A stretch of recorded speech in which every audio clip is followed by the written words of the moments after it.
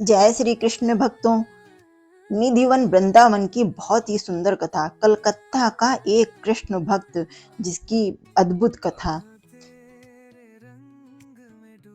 जो कृष्ण भक्त था वो अपने गुरु से रोज भागवत कथा सुनता था, जिसमें कृष्ण की कथा सुनकर बहुत ही मोहित हो जाता था। गुरु जी उसे रोज निधिवन की रासलीला की कहानी सुनाते थे कि राधा कृष्ण आज भी वहां पर रास करने आते हैं। भक्त को इस बात पे विश्वास नहीं होता था। उसने सोचा मैं निधि बन जाऊंगा और प्रभु के दर्शन करूंगा, और उसने निश्चय किया और वह वृंदावन आ गया।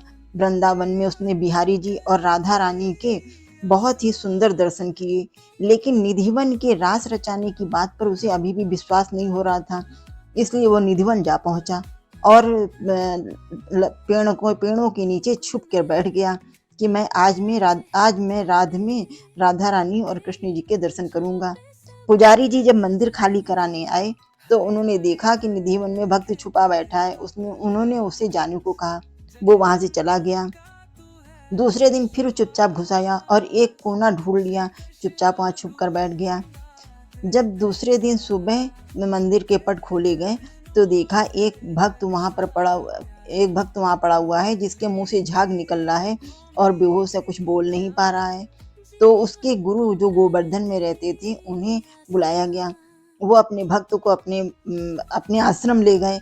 वहां पर उसकी देख रेख करने लगे। एक दिन भक्त को होश आया तो गुरुजी गंगा जी स्नान करने गए थे।